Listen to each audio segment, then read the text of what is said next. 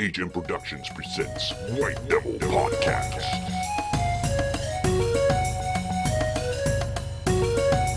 And welcome back to the White Devil Minicast. I'm Hannu TheHande, and I'm joined by... Hola, soy el señor Kaiser, agradable ser de nuevo el blanco diablo fuquela podcast. Si usted poco esto hablo español, no lo sé, ni siquiera si como hablo español, pero ese comento de estar aquí, Hannu. Esque, ¿cómo te va? Sí, señor. All right. So that's my host, Kaiser, Retrokaiser, formerly of the Retrokaiser channel, which is now Kaiser Cade. Do you want to talk about your little change that you've done to your channel? It's just a desperate effort to make myself seem more exciting. Yeah. So, in case people are wondering, and that's really weird because this morning I rechecked some of the. You just put up a bunch of new videos, and I had to recheck a few. But your channel is still the YouTube, not the YouTube header, but the URL URL that I have to type in it's still Retroman Presents. So that always feels weird because I never knew you when you were Retroman. No. Yeah. Okay. So we're doing the first White Devil minicast or podcast of 2018.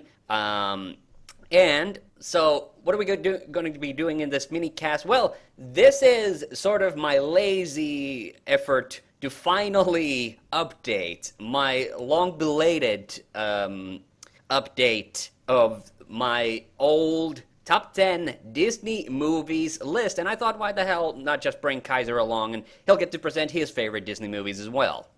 Are you excited? Yep, not as excited to hear my list as I am to hear yours, because my list is just like, hey, we're doing top 10 Disney movies. Like, oh crap, what are my top 10 Disney movies that I like? Yeah. And of course, it helped that you said Disney and not just plain animated films, which made it a whole lot easier. Of course, you said, no, they don't have to be in order. And it's like, yeah, that took a lot of stress off. Yeah, and also the animated. Actually, I have done a top 10 animated non-Disney movies list.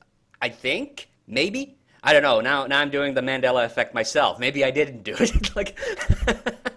I'm corrupting your mind. Yeah, we were just talking before the podcast how Kaiser always remembers his favorite bits from my videos, and then I have to point him out that didn't happen in the video. Your fertile imagination is more exciting than the videos that I've done. Or maybe you should be glad that I'm coming up with fan fiction for your videos. Fan fiction? Oh boy. Hey, but this whole thing is about just narrowing it down. Okay, I love Disney movies. I'm not gonna be a negative Nancy to talk about I have my problems with Disney, but seriously, like classic Disney animated movies are my shit. I love them. So obviously doing a top 10 is going to be difficult, and what Kaiser just kind of alluded to, pay as little attention as possible. And we're going to go through in order from 10 to 1 like you usually do with these countdown thingamabobs, but really the order is completely arbitrary. I just had to narrow it down to 10. I took that task upon myself, but as you're about to hear, there is a long list of honorable mentions I have. And I'm going to quickly mention a couple of them. I'm going to mention all of them, but I'm only quickly going to touch upon maybe one or two of them before we get to the top 10. And the reason I'm not doing a whole big video dealio about this is that I'm afraid that the Disney Corporation scares me. If I do video capture or anything like that, I'm going to have to put the HM logo on pretty much the main characters' faces. So, we're gonna rape your ass. Yeah. To be fair, Disney is not nowhere near the worst, but they're still pretty aggressive about protecting the copyright of their shit. So I know something that's a bit worse than Disney when it comes to copyright. Sorry for going a bit off topic here, but worse than Disney has to be Capcom. They give me promo videos to upload to my channel, and as soon as I upload them, they get taken down because Capcom are like, you shouldn't be uploading our videos when they're the ones that gave them to me to upload in the first place. Yeah, that's That's some shit, but really, I don't think anything tops Warner Music Group. Like, Oh, I have a long established, chip on my shoulder against the WMG, and I hope I hope they get raped in the face by a donkey. So let's move. But enough of my petty bitterness. Let's get on with the honorable mentions. Oh, hey, do you have honorable mentions, by the way? No, but after looking at the movies upon my list, I wish I did, because I noticed there's some movies that I didn't put on my list. Okay, well, luckily, it might be because my honorable mentions list is so fucking long. A few of I'm going to bet that at least a couple of these are going to be on your list. So we'll get to talk about them anyway. Okay, so starting off the honorable mentions, The Lion King. That's on my honorable mention list too, because that's a movie I forgot to put on my main list. Okay. An extremely goofy movie, which is the sequel to a goofy movie. Ever watched that one? Yeah, you should. Okay. Lady and the Tramp. Fantasia. It was the alternate name of this podcast, by the way. I wonder which one of us is the lady. Okay. Fantasia and Fantasia 2000, Robin Hood, Fox and the Hound, Treasure Planet, Wreck-It Ralph, The Emperor's New Groove, Princess and the Frog, The Rescuers and The Rescuers Down Under, and as a kind of a final possible notation, I have put in Frozen as well, as honorable mentions. Okay, so did I mention any that are actually on your list? You mentioned one, but I'm going to leave what it is as a surprise. Okay, well, I guess I have to address the obvious one so that people don't jump down my throat, because I do remember that I have done the top 10 Disney movies list on my YouTube channel at least twice before. So when I did the first one long time ago, this is from the dark ages, probably from my first channel, I didn't have Lion King on the top 10. The reason I didn't have Lion King at the top 10, and I managed to deflect any huge criticism of that, because at the time I had not seen it in English. I'd only seen the Finnish version, the Finnish dubbed version. So I felt that I wasn't judging it on its own merits if I had put it on the list. So that's the reason I left it out the first time. And then when I did it the second time, I do remember that it got somewhere in the mid-range. I want to say somewhere in spot 7, 6, or 5. I put it somewhere thereabouts. And don't get me wrong, The Lion King is an awesome movie. It is, if not the best, certainly in the running for the best soundtrack of a Disney movie. But there's one I actually like more. So, that's why it didn't make the list. Drat, I was hoping it made your list because I actually wanted to talk about the movie. Well, yeah, just mainly wanted to talk about one thing. Yep. Lion King is actually one of the few Disney movies that I actually caught in the cinema and was very proud to actually watch that one. Oh, yeah. I starting from Aladdin, I started seeing Disney movies in theaters, but not before that. So, so the thing that I'm getting at here is that The Lion King is a perfectly fine movie. It's great, and there's few characters that I really, really love. Like, as a kid, I was a big fan of Timon and Pumbaa. I think Rafiki's excellent. But I have to just say that The Lion King is never, ever gonna probably... I put the thing on the top 10 mostly just so... Again, last time probably... just so people wouldn't make a big deal out of it. But the fact is, okay, my sister, Minna...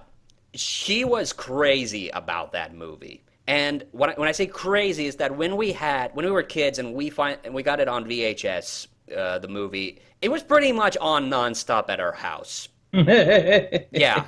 So I'm not joking. There were days Minna would watch that movie 3 times in a row. So here's the thing, you can only have there is such a thing as too much of a good thing, and I love The Lion King. I think it's a wonderful movie, but I have so gotten more than my fair share of it that I'm just kind of sick of it at this point. So I have a feeling we're going to be bringing up this conversation yet again, but with another movie that's actually on my list. Yeah, but don't get me wrong. I love the music. I think the songs are great. I think it's a fantastically animated film. It's easily top tier as far as the Disney Renaissance is concerned, overall quality-wise. But because of my personal history with it, I'm just not gonna include it in my top 10s going forward anymore. It's gonna get the honorable mention because it deserves it. Okay. another one, I maybe want to talk a little bit about Lady and the Tramp, but only that to mention that I love, this is a classic animal Disney movie. I tend to love the animal-themed movies from Disney a lot, so that's one. And it's held up surprisingly well. That's the thing. I only saw The Lady and the Tramp for the first time from start to finish, for like sometime in the last 5 years, and I was really impressed with it. So that's the thing. The Fox and the Hound, that's one of the few 80s Disney movies that I have a lot of like warm feelings towards. Generally speaking, Disney 80s, not my thing. Which one? Oh yeah, and Wreck-It Ralph. I guess I have to mention Wreck-It Ralph again because it's a Disney video game movie. So yes, I enjoy it. I thought it was an interesting take on it. But it's not such a good movie that it would make my top 10. Like, I like it, but it's not so good. Princess and the Frog, that's the last, like, traditionally animated one. I really like that. But again, no, I don't think yeah, sorry? Just a quick question. What do you think about Home on the Range, if that's an honorable mention? Holy shit, Home on the Range. You know what? I'll add that. Posthumously, I'll add that. Well, no, not posthumously, but you know what I mean. Oh, Home on the Range, I love that movie, and I always forget it. God damn it. Every time I watch it, I get in a good mood. Yeah, but I get why a lot of people don't like it. It's not like a big adventure-y kind of dealio, so I think that's why people forget about it. But I think I like it. Yeah, absolutely. Man. I feel embarrassed about that, but I think everybody else forgets that movie exists as well. I didn't. Yeah. Okay. Yet I haven't watched it, but I didn't forget it. All right. Frozen, I have to say a little bit about something about Frozen, because at one point I thought it was like, I honestly did say this at one point, that it was the best movie that Disney had made this decade, but that was before another movie that actually is on my top 10 came out. People probably already guessed which one that is, but let's not get ahead of ourselves. But let me just say quickly about Frozen. I like it. I think it's a good movie. Its biggest problem, in my view, and I think I've talked about this somewhere else as well, is that the first half of the movie is just songs. And to me, because I've seen the movie like a handful of times, and I do like it, and I think the story is excellent, but I get why there's a lot of resentment towards the film. Because the same thing that I experienced with Lion King, a lot of parents have had to experience with Frozen. Like little kids, the thing is, when little kids like something, they'll just keep watching it and watching it and watching it, and it never ever stops. Considering it was a film that I did not like in the first place, only to see my little siblings watch it over and over and over and over again, is enough to drive me mad and jump through a window. Yeah, but I like the fact that it wasn't like a traditional Disney movie. Like, it didn't have like an obvious villain until the very, very end, and it did a lot of surprising things. I really liked the characters and everything, but yeah, but on subsequent viewings, I'm able to I appreciate that there are obvious flaws with the film, but I like it. And do you want to say anything about The Rescuers or The Rescuers Down Under? They're on neither of my list. They're not either. Okay. I like the first Rescuers from the 70s, but I think Rescuers Down Under is the superior movie. I think they're both great. I think Bernard and Bianca are excellent characters. Hell, I wouldn't mind if Disney actually brought the Rescuers back sometime. I mentioned this before. I love adventurous rodents. So yeah, but those are two great movies. But the movies that I picked on my top 10, they have way more personal importance and value to me. So that's why they're not on the list. But they could very easily be. Rescuers Down Under, certainly. And the first Rescuers is really good. That was like, I think that might have been the last feature film that Don Bluth worked on when he was still working at Disney, and before he went off and then did all the Secret of Nim and American Tail and all that other stuff. And you can tell it's a great animated movie. But okay, I think that's all I'm going to say about the honorable mentions. So let's finally get onto the list. And how do we go by? Do we go first with my pick or your number 10 pick, or taking turns? I guess. We'll let you go. Let's do it this way. Let's do it this way. If a movie I say I'll go first, and if the movie I say is also on your top 10, then that way we can discuss them like that.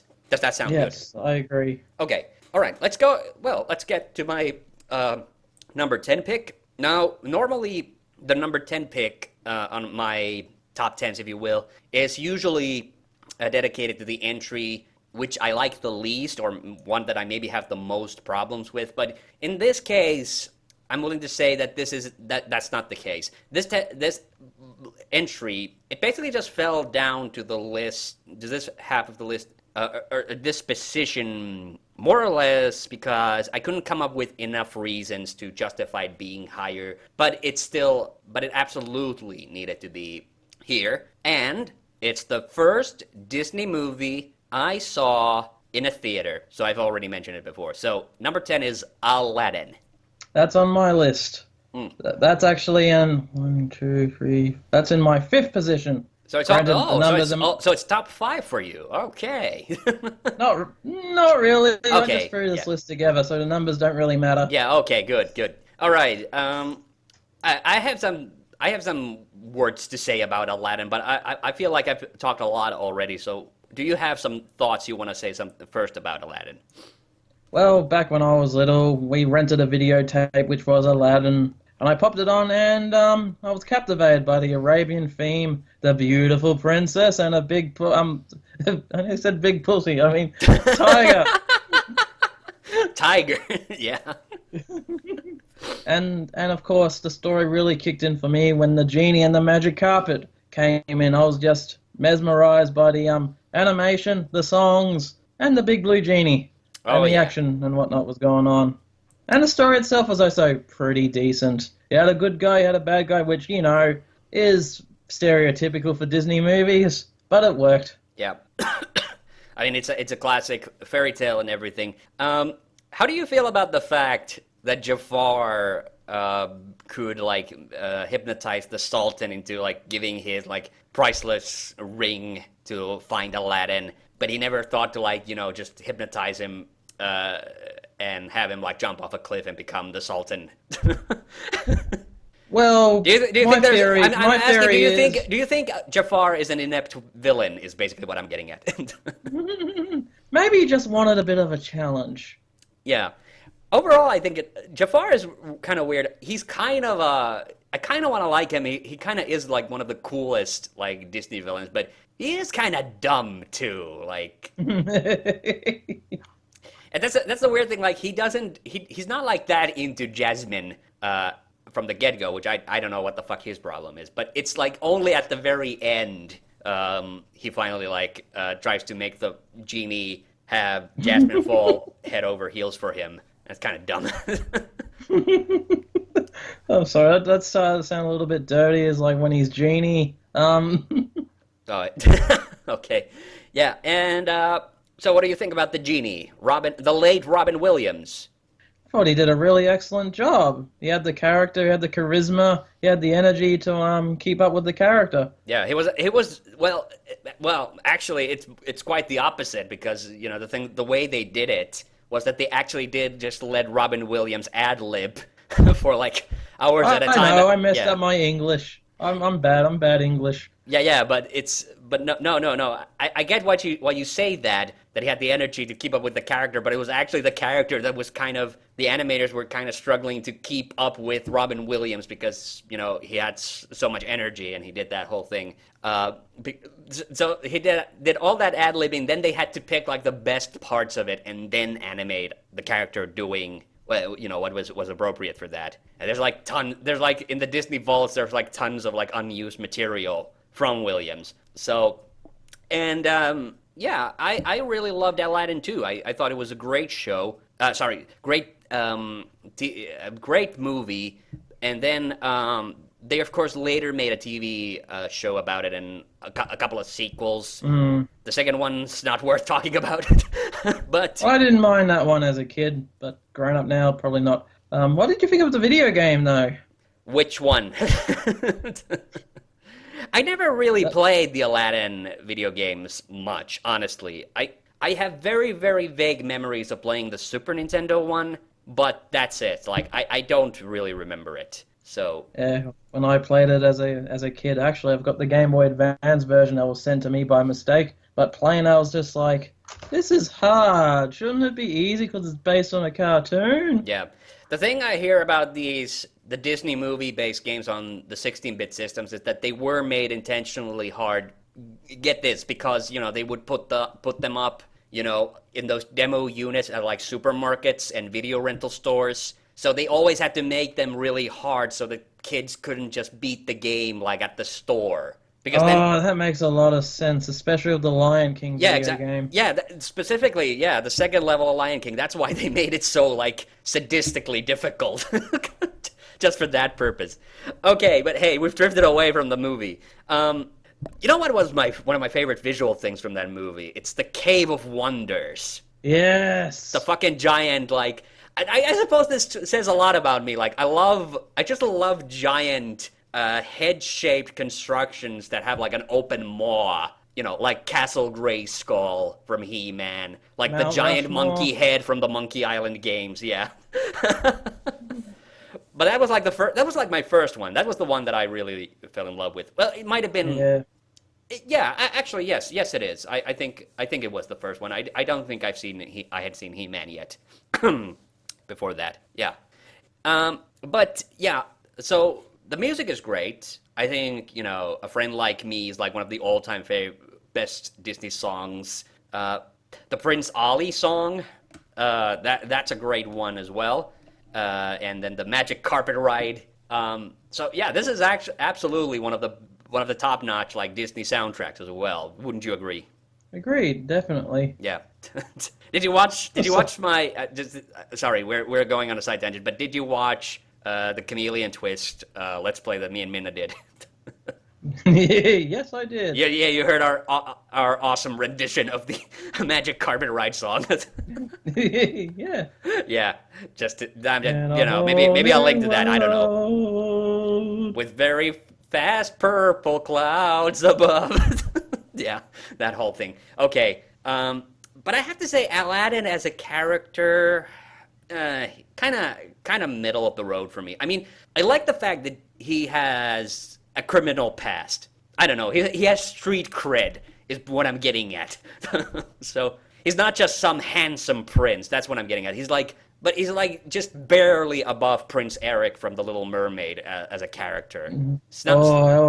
Yep, sorry. I always got chills. Jim Cummings was in that movie, wasn't he? He was one of the voice of the He was the guard. He was the head guard. Yes, exactly. Because I always got chills down my spine every time he said street rat. You're like, oh man, this means business. How was he gonna get out of this one? Oh yeah. Because they scared me as a kid with their swords, and it's like I had a feeling that they were gonna cut him up to shreds if they caught him. That reminds me, they had to change. Do you know the controversy about the Arabian Nights, the lyrics that were? Yes, the one about the nose. Yeah, they cut off your nose if they don't like your face. That was one of the original lines, and they had to change it because they were afraid that they were kind of like, But it's a kids movie. Kids movies need peril, so that's the thing. That's always the thing. Like when people start to have like a moral outrage about like X movie because it's teaching kids bad values. But kids like having a little bit of danger. Like it's that makes the drama work. So it can't. There's one thing I do question about the film though, as a grown-up, and that is how inconsistent of a character Jasmine can be at times. 1 minute she's a strong, independent woman, then she's a damsel in distress. Yeah. Well, the thing is, like, she doesn't want to be a princess. I think anybody can kind of, identify with that she just what she doesn't like is the fact that her father wants to marry her off, and so she has no like say in her own future. But then when she like gives the apple, I mean, she gets into trouble when she gives the apple to the starving little child, but she doesn't realize like, oh yeah, money is a thing. So so yeah, maybe she comes off a little too clueless, and I do. But you know what and to speak, that is something that speaks of the inconsistency. Then Aladdin swoops in and pretends like that she's his like slightly delusional sister and whatever. Like she plays along really quickly. So she's quick. So she's yeah, it is a bit inconsistent. Yeah, and I have to say, but I don't know. Yeah, I don't know. I think Jasmine's an okay character. That's probably my big thing, and the reason why Aladdin kind of falls to the bottom half of the list is like all the characters have their like shining moments, and I need to talk about one other character, by the way. And they have like they have their shining moments. They have their like dumb moments. Like Jafar is kind of badass, but he's kind of stupid. So, and the genie is funny, consistently funny, but I think there's a big problem with his and Aladdin's like relationship. How it's also kind of inconsistent as well. So none of the characters like are very deeply written. They have very good initial motivations, but when you go any deeper than that, it kind of falls apart a little bit. And that's kind of why I'm glad that we got the TV series around to expand upon their characters a bit more. Yeah. Oh yeah, and the character I need to talk about, Iago, voiced by, oh god, now I lost his name. What's his name? Is that the parrot? The parrot, yeah. Oh, hi! Gilbert Gottfried! Gilbert motherfucking Gottfried. Every time I watch that movie now, I'm just thinking like, man, he's so good in that. Like, I want Gilbert Gottfried in more Disney movies, is basically what I'm getting at. Yeah. You still there? Yeah, I'm just listening. Okay. Another interesting voice acting tidbit. Do you know who was the voice of Apu, who is the monkey? I don't know, but I always thought it was an actual monkey. No, it's not. It wasn't an actual monkey. That's Frank Welker, aka aka Freddy from Scooby-Doo. So aka the human noise machine is basically what he is. Like that's his like.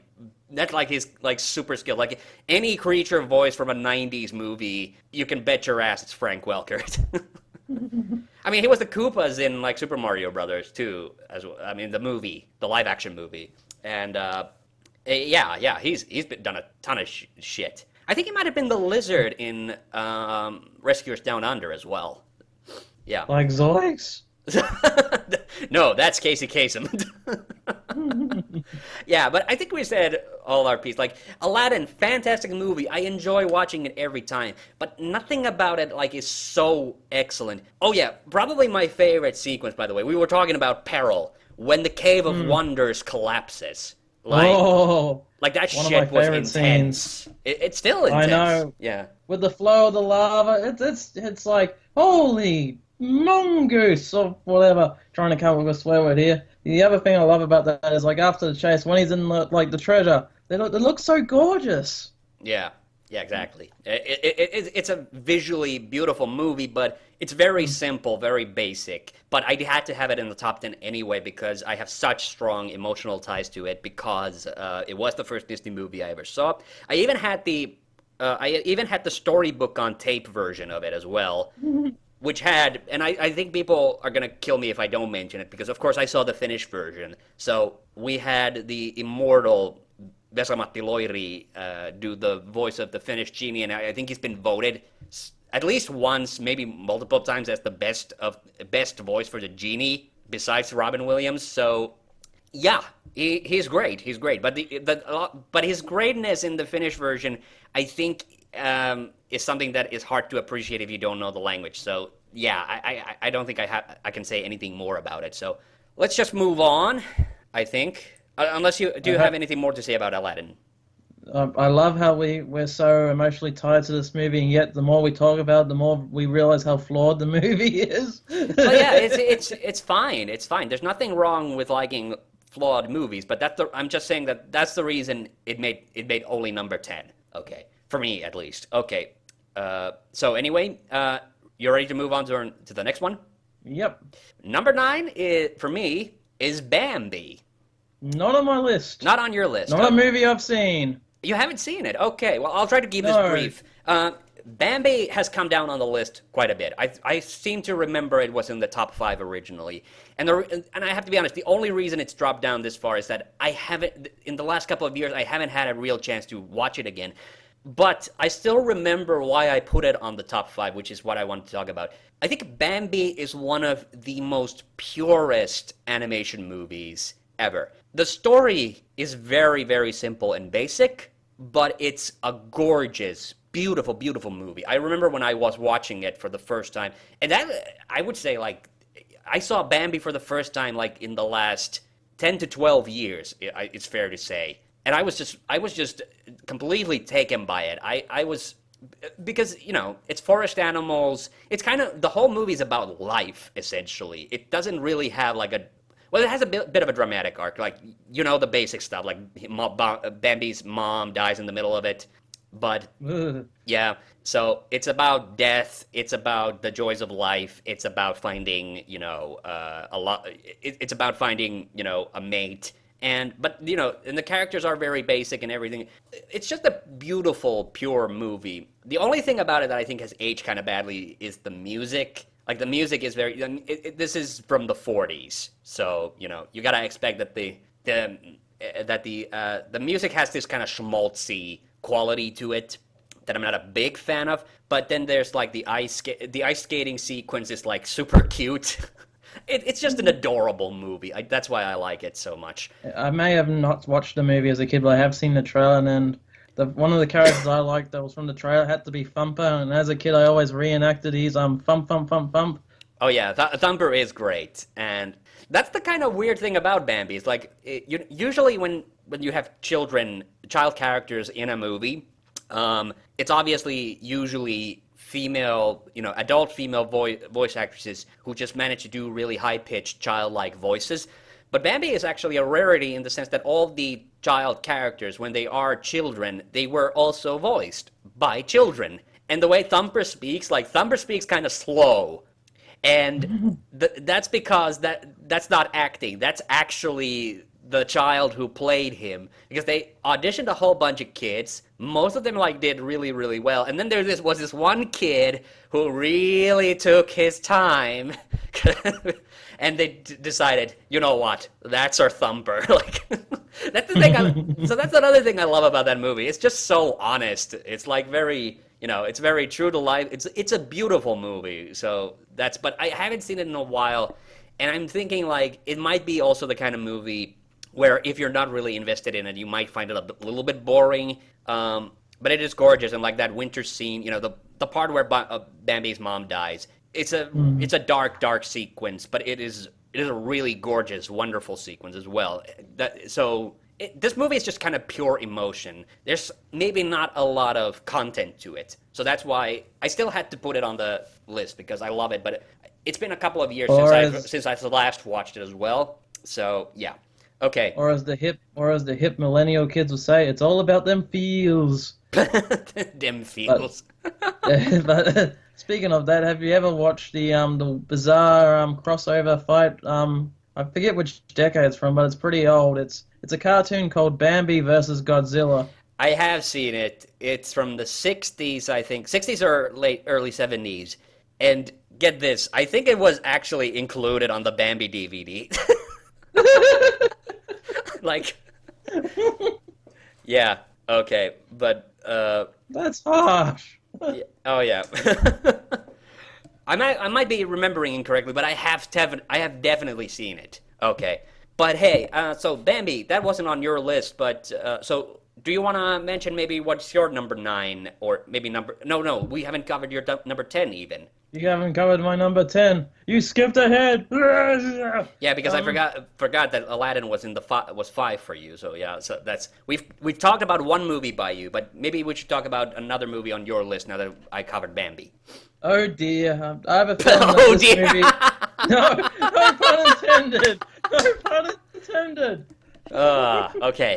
But this movie that's number 10 on my list, it's a movie I have a feeling that's going to be much, much higher on your list, so I don't want to say it now. Oh, okay. So you want to save it? Okay, you can. What did you do? I'll save it for number 9. I'll go on the number 9. Okay, what's your number 9? Wreck-It Ralph. Wreck-It Ralph is on your list. Okay, now I'm interested. Yep. Let me tell. Okay, tell me why you love Wreck-It Ralph so much that you put it on your top 10. Oh, as a kid growing up in the Sega Nintendo wars, the early '90s and whatnot, Yep. playing the Master Systems, the Super Nintendos, the Mega Drives, seeing all these characters in one film has made me fall in love with it, and seeing how well they were used, I thought they were used pretty well. So yeah, I've got so my reasoning is actually quite biased.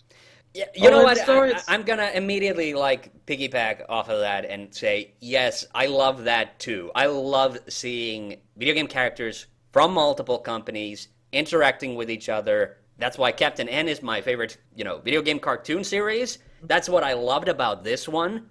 That's probably one of the main reasons I love Pixels, the Adam Sandler movie, so much, because it also did that thing. But yeah, I love that. The reason Wreck-It Ralph's not on my and probably the only reason why Wreck-It Ralph isn't in my top 10 is because none of those recognizable characters was the hero. Yeah, that's fair enough. but I totally get where you're coming from. I love that, and it's also in the what's another weird connection between Wreck-It Ralph and Pixels. I don't know how you felt about that movie, but there is a weird common element with both of those. Is that have you seen it, by the way? Yes, I've seen most of it. Okay, I so have a feeling I found it interesting. I have a strong feeling I know who you're going to bring up. Yeah, it's kind of weird that both Wreck-It Ralph and Pixels made Q-Bird into a significant supporting character. Well, he was used a bit more sad in Wreck-It Ralph because he pretty much was a homeless video game character. Yeah, and I think the reason why they were able to use him so much is because it's true, Gottlieb, the company that made him, it doesn't exist anymore. So Atari actually owns, maybe owns the rights. I'm not completely sure. Maybe does. Yeah. Another thing about Q-Bird, he also appeared in an episode of Futurama as well, in a what-if situation when video game characters attack Earth. Yeah, but that one also had Mario and Pac-Man. I remember that, and Space Invaders. Yeah. And a bizarre Doom reference. I don't remember that, but I remember Mario getting upset when the aliens. I think what he said was, "Mamma mia! The meatballs of war have fallen on our blue overalls," or something like that. The meatballs of war have stained our blue overalls of peace. Something like that. Yeah.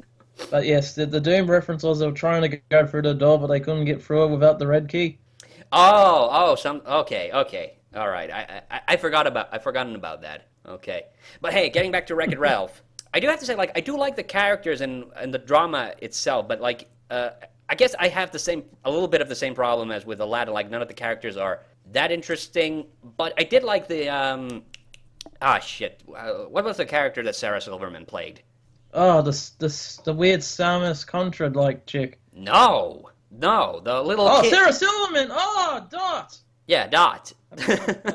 I thought she was cute, and I thought that the relationship between her and Ralph, I do love that. I do thought that was the key of the whole movie. I thought it was appropriate, but a part of me who's also familiar with Sarah Silverman thought it was a bit inappropriate because her gimmick is she says the most obscene things with the most innocent of voice. Yeah, I know. I get that. I know who she is. So, but I don't know. She did a good job with that. Are you excited about the sequel, by the way? Not really, because I have a weird feeling it's going to be a bit too millennial for me. I know that's a sign that I'm getting old when I use millennial as an excuse. It breaks the internet, so I have a feeling it's going to take everything I like about Ralph and meme it up too much, which will just annoy the shit out of me. And not to mention probably feature all the YouTube guys that I absolutely can't fucking stand. Oh, it's got some... Okay, I hadn't heard about that. To be fair, I've only heard that it's coming. I haven't actually looked up anything on it. Yeah. Although, when I mention it, it's quite ironic. The reason why I like Wreck-It Ralph is for pure bias, and the reason why I hate Wreck-It Ralph 2 is for pure bias. Well, that's all opinions. But anyway, okay, and there was something else. Was it the guy with the hammer? That was Fix-It Felix. Fix-It Felix. Felix. That's another thing I love about that movie is when Felix and that army chick that you mentioned before that you got confused, when they end up together, like that's that's another thing I love about that movie. I always love the odd couples in in anything Yeah, animated that was movies. adorable. Yeah, what?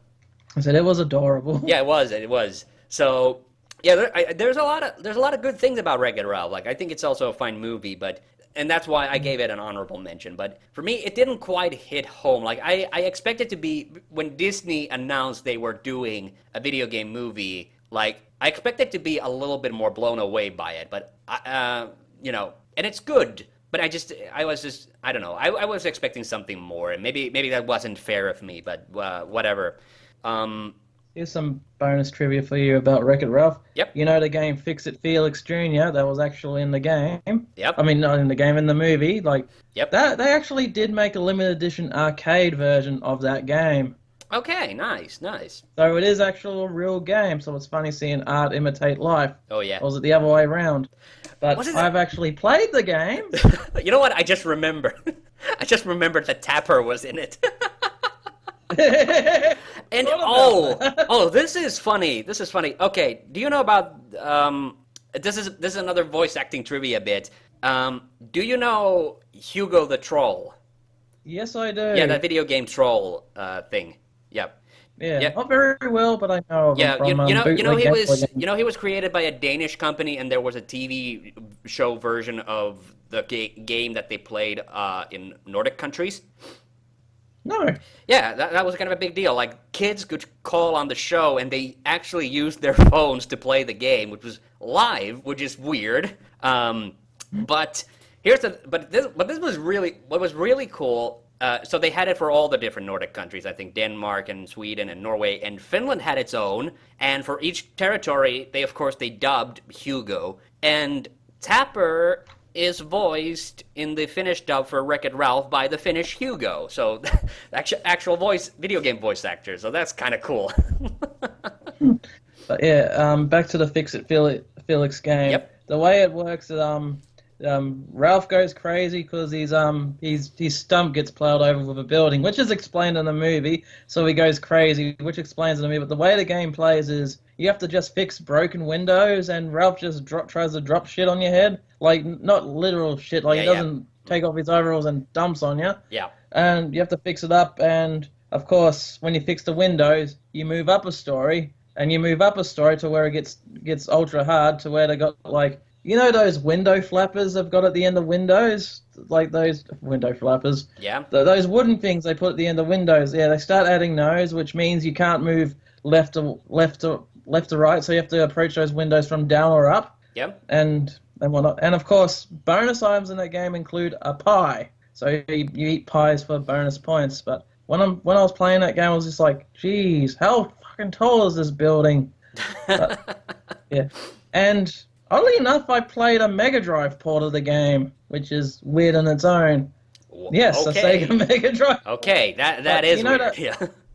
But the other thing I found incredibly sweet about that game is, you know how there's this one of those people that's always a big dick to Ralph in the building? There's just this one guy that can't stand him. Yep. Well, if you play the game, it sort of explains why you can't stand him, because every time the game starts, that's the character that always gets grabbed and thrown out the window every time the game starts. Okay. So that's the reason why he doesn't like Ralph. All right.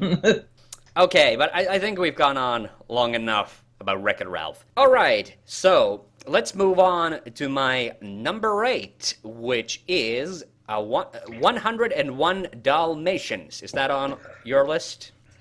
No, and I'm actually surprised it's on yours.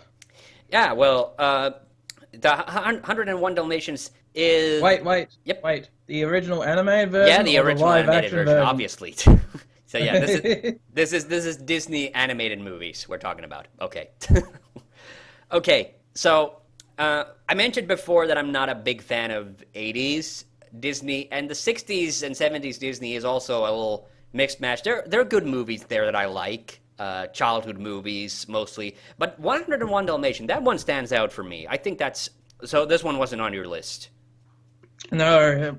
Okay, so I'll try to keep... I wasn't particularly a fan of either. Okay, well, I'll try to keep this brief. It's a little bit like Bambi, that the story is might feel a little bit unfocused, but if you want to summarize it, it's about a psychopath that wants to turn puppies into a coat. So it's actually quite terrifying when you get down to it. And I gotta be honest, Cruella de Vil is pretty much like the #1 reason to see it, but I also think this is the only movie from this particular era of Disney that stands out because of the animation. Because this was these were the Xerox years, Disney movies. That's when you had a lot of those sketchy lines, because they were cutting down on animation budget by literally Xeroxing or photocopying cells in order to save time. So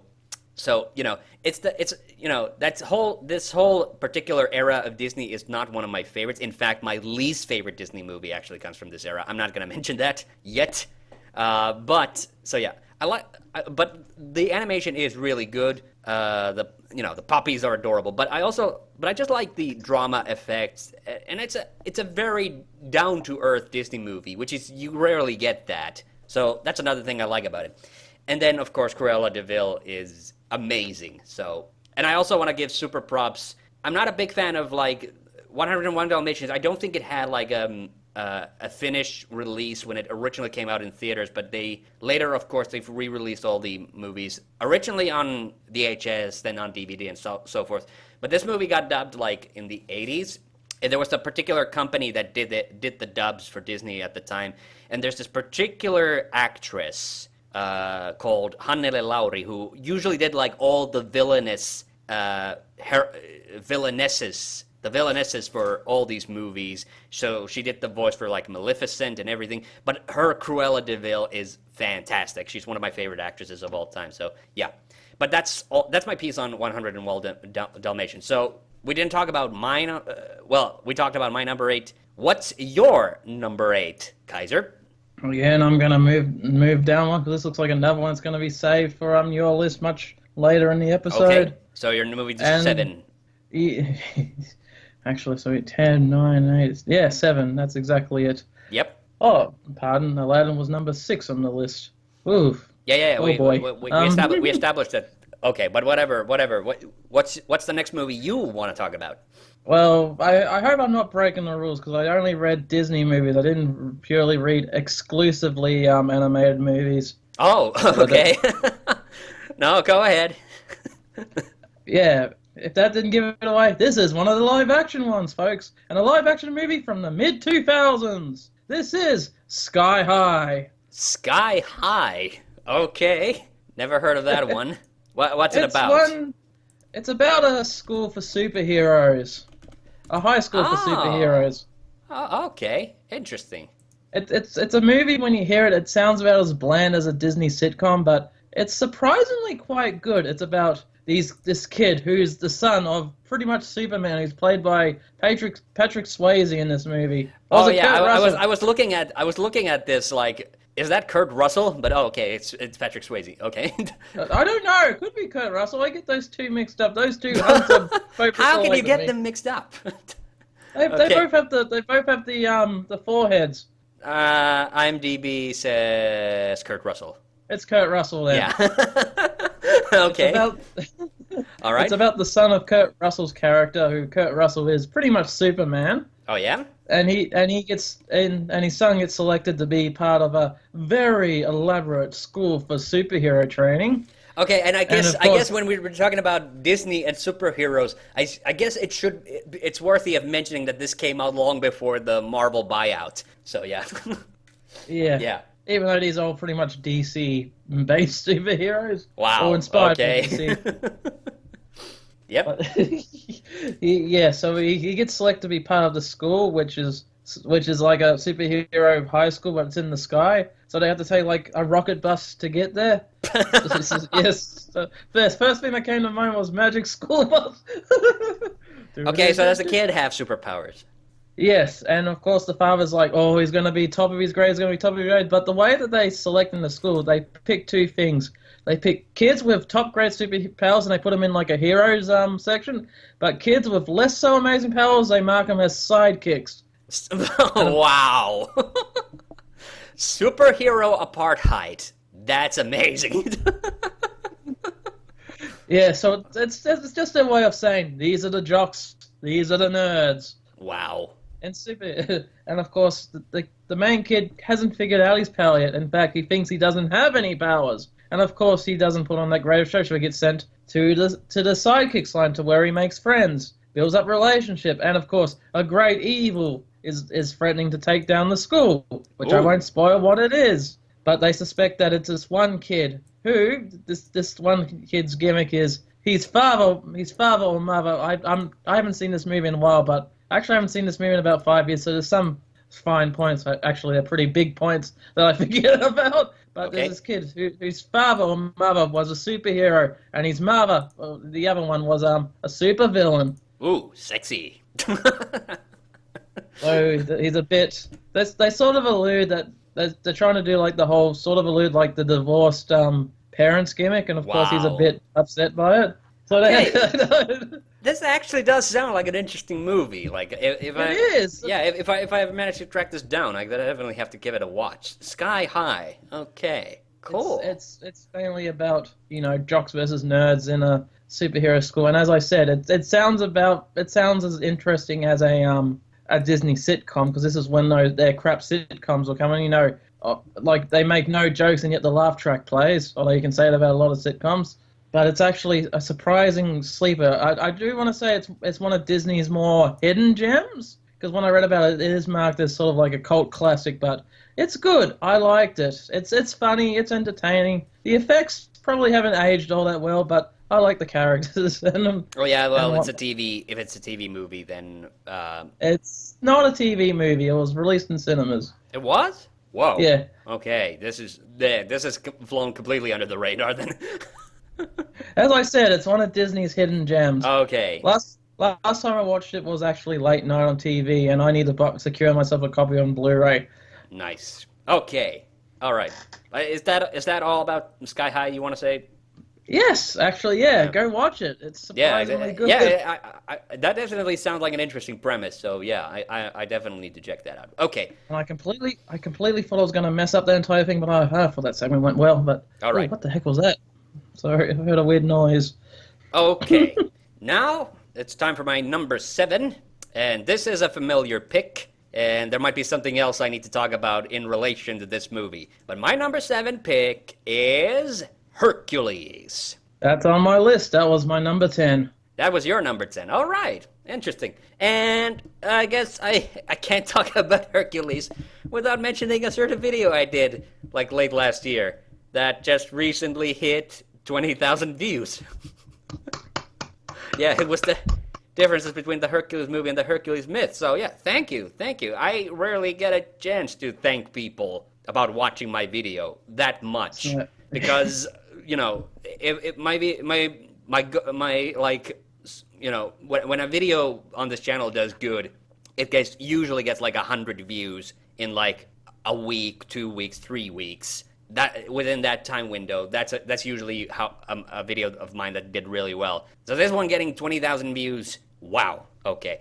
I did That's just out of good. morbid curiosity. I think the reason it got that many views is because when you type in Hercules myth comparison or something like that, like, mine is like the third video that pops up. So that's probably the reason why people are watching it. I haven't gotten like a lot of like subscribers because of it or anything, but yeah, that's cool. Anyway, It's very rare to see a video do so well that hasn't got a clickbait title.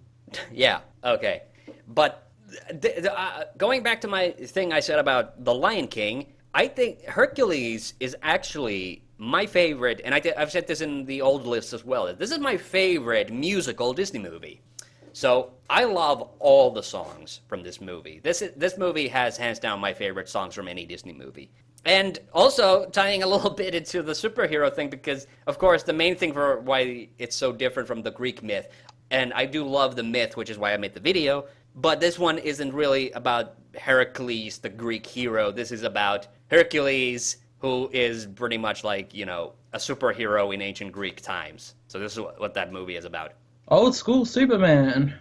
More or less. He doesn't fly. He has Pegasus for that. But yeah, I love this. This movie sparked my interest in Greek mythology, and And I think it's just a really, really fun movie. It's one of those movies where, I don't mind the fact that it deviates so much from the myth. And actually, what was great about it is that soon after this movie came out, they started airing the Kevin Sorbo Hercules TV series as well. And I loved Another handsome hunk. Yeah, and I love that show as well because it was like Hercules mania all up in the shindig. But most people tend to forget about the Kevin Sorbo show, and they only really know it because of Xena. I'm gonna have to tell you now, Kevin Sorbo was a lot more attractive than Xena. And I'm a straight guy saying that. Look, I love Xena as well, but I do too. Yeah, I love Xena as well, but Hercules I love because that made me like actually care, and the Hercules, the Legendary Journeys, that made me interested about the myths and the stories and everything. And yeah, it changed things too. But it was nice. It was nice. Obviously, some pretty X-rated stuff that happens in that original myth. Oh yeah. But the thing is, like, it's nice that we like it was an adaptation that acknowledges like the kind of fucked up history that Heracles has, which that his main enemy is Hera and not like Hades, who I think they just picked for the movie, like, oh, Hades, Lord of the Dead. Yeah, that's the perfect like villain. Which is fine, but when you start to read about the original myths, like Hades, like I said in the video, Hades is actually a pretty chill guy. So yeah, don't make moves on his wife though. He'll get you for that. There's a great myth about like two guys that are planning to have sex with his wife behind his back, and then he invites them for dinner. And does the old super glue prank on them, which is the fact that their legs fuse with the chairs they're sitting in, and they become trapped in the underworld for all eternity. Oh, I'm glad that's it. He could have done something much worse, like tied the guys together like a knot.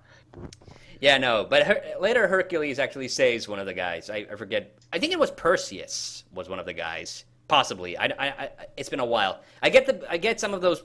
Not only do I get some of those myths mixed up, but then like Grecian myths, like all traditional mythology, like there's different versions of every story. So yeah, so that's the thing I had to take into account with the video as well. That I had to put in a notes and corrections section because I have to note about all those things that they changed. But yeah, Danny DeVito is great. Phil is yes, he is. Yeah, Phil is excellent. James Wood, well, I do have to say, James Woods as Hades, one of my favorite Disney villains. Yeah! He's amazing.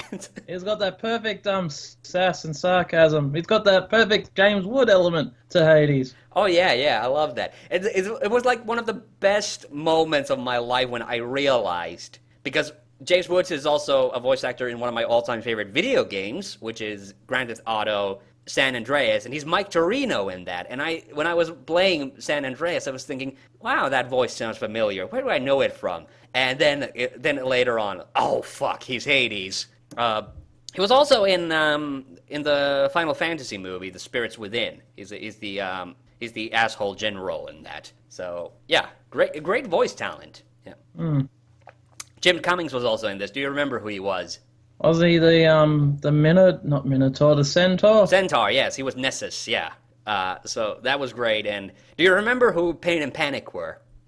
Those were the two demon-looking guys, weren't they? Yeah, the two demon guys. Do you remember who played them? Wasn't one of them like Bobcat Goldthwait or yes, something? Yes, Bobcat Goldthwait was Panic. And Pain, I forget the actor's name, but the no, sorry.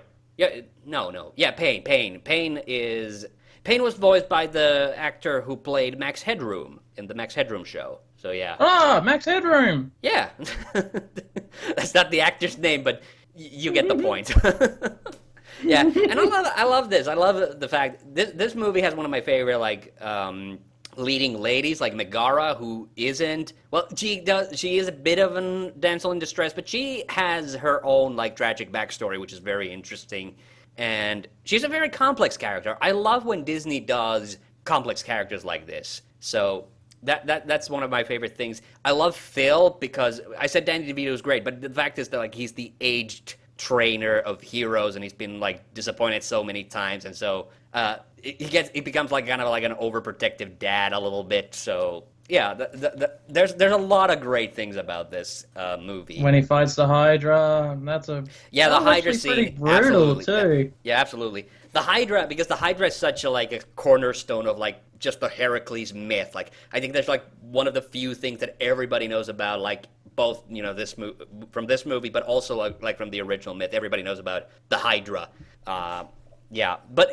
Amazing sequence, excellent, and it's even really intense in the video game. That's the funny thing is, like, I played the video game before I saw the movie, so I was already somewhat familiar with it. So it was interesting. I had a completely different view on what was going on because, they extended some of the sequences. Like, there's actually like a boss fight against the Medusa and everything in the game. That's how I got into the movie. Was through the video game, but not the way you'd know it. I actually got through it through the making of the video game on a random PlayStation 1 demo disc. Man, love those demo discs. But yeah, is it just me, or does the faces of the Hydra sort of looks a bit like Cruella de Vil without a wig on?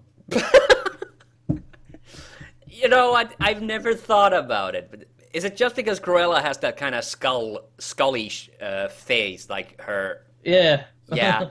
Well, then it's kind of like Isma in The Emperor's New Groove as well. Yeah. Maybe a little bit. All right. Anything else you want to say about Hercules? Oh, I really did like that movie as a kid. I liked it so much that me and my siblings, we liked to play. We played Hercules as a kid. Oh yeah. And of course, I always played Zeus because I was the oldest one. I get to be the most powerful one. The god of thunder. Yeah. And rock and roll. Yeah. I kind of wish. I've seen a little bit of clips. Oh, this is really funny. I saw a clip of I never watched the Hercules. There was a TV show based on the movie as well, where Hercules is a teenager. But I never saw it. It didn't air over here. But I've subsequently seen a clip, and I do wish. Now I'm thinking like maybe I should watch a little bit of it because they showcase a lot more of the other gods. That's the other thing I love about Greek myth is all the other gods. But there's the story of. I'm gonna say Andromeda. That might not be but the story of the guy who makes a woman falls in love with the statue of a woman he makes, and then a god turns that statue to life. That sounds a lot like Wonder Woman. Well, yeah, but this is more specifically this is a sculptor who doesn't get along with women, but he falls in love with the statue and then asks Aphrodite to turn that statue into life. Well, in the Hercules, I can relate with him. Yeah. Well, in the Hercules TV show, there's an episode where Hercules can't get a date for a dance, so he asks for Aphrodite for help, and Aphrodite. Well, first of all, Aphrodite has to sculpt the statue because Herc is not, a good sculptor. And it's funny because he she uses her god powers to kind of sculpt her into becoming beautiful, and like Herc gives her all these instructions, like make her nose a little tinier. Okay, that's great. A bit curvier. No, a bit curvier. And then Aphrodite says, "That's curvy enough for you, young man." I just like, oh man, that's so great. Like, yeah.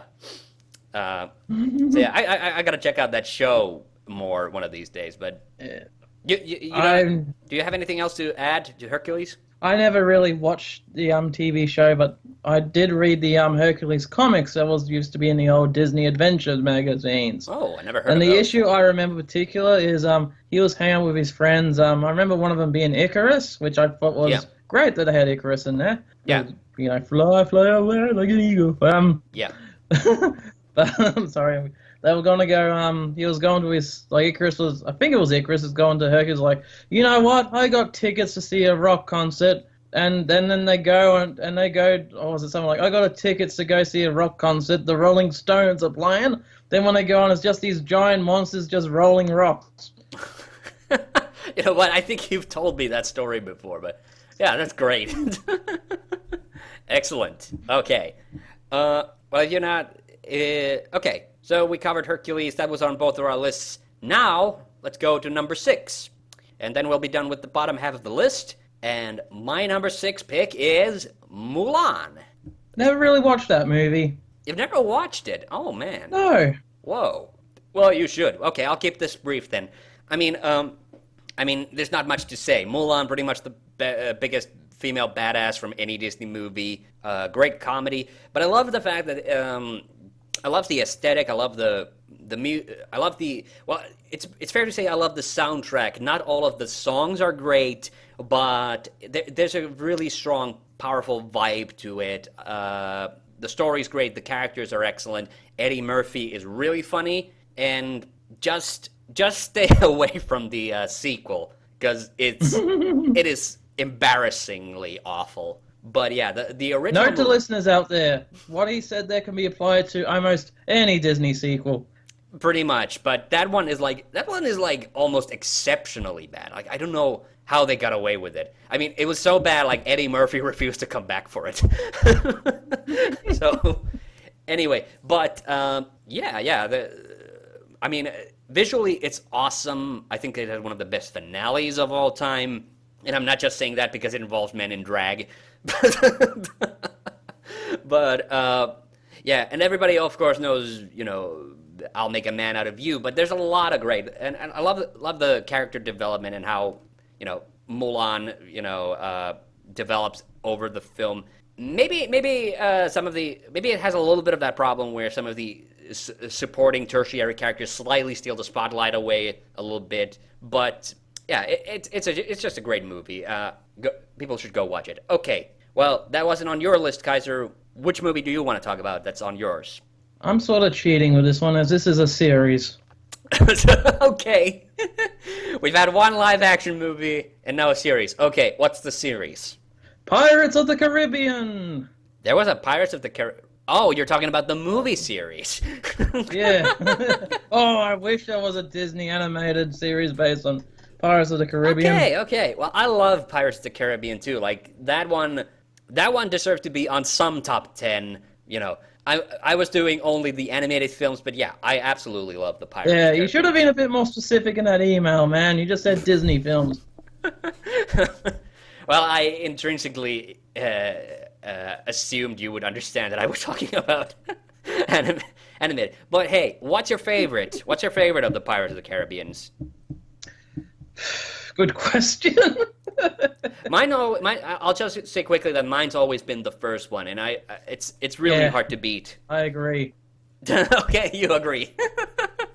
Yeah, I think it's just because it's still like the most purest kind of adventure film, and it's not, I'm not so put off by like the lore building aspect that they tried to put in the later movies.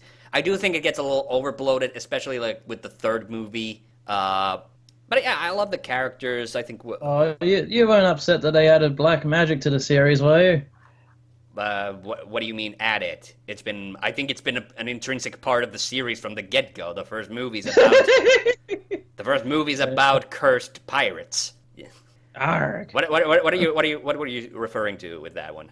I was referring to later on with I don't know what I was referring to. Yeah, because there's always had supernatural things. Yes. Yeah. You got the zombie pirates, which scared the hell out of me when I was 14 when I first watched that. It's excellent. I love it.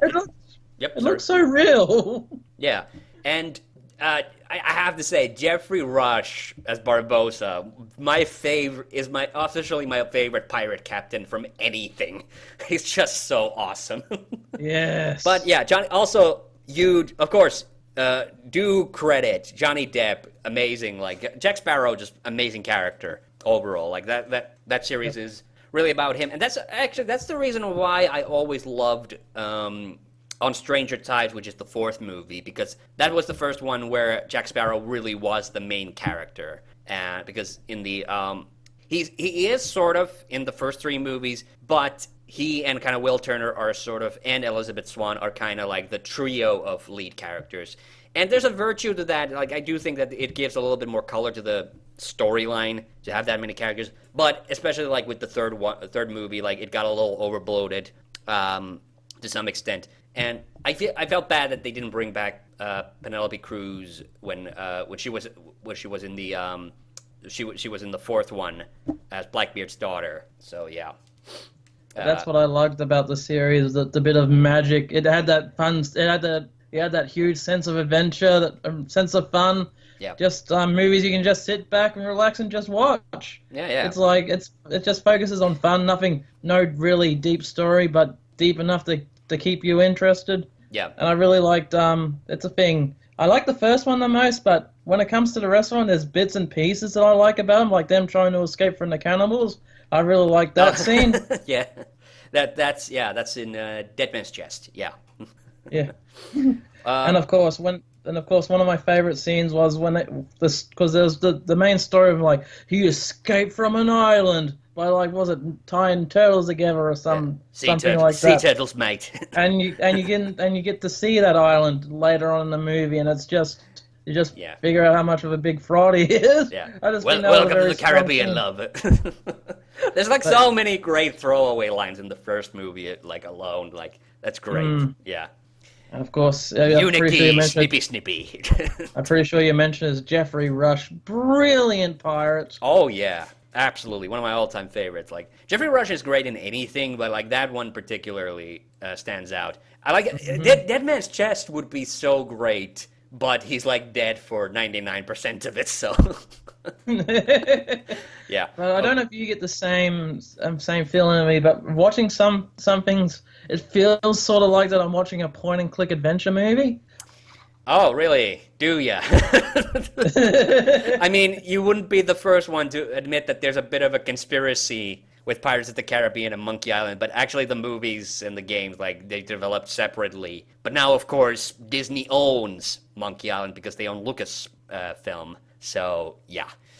And again, you can sort of argue that every action movie sort of has a point-and-click element to it. Okay. Hey, I wanted to ask, what did you think? Have you seen the last time we talked? You hadn't seen the fifth movie that just came out, but have you seen it now? And yeah, no, I haven't seen it. You still haven't seen it? Okay. I'm waiting to get some money before I can buy the box set on Blu-ray. All right. I want to marathon them all. Okay. I like the last one. Not as much as the first or the fourth one. But it was really funny. They really amped up the comedy in that one, so it was fun. Not as good as some of the earlier ones, but it was fun. That was the main, and I think that was the whole point of it. Okay.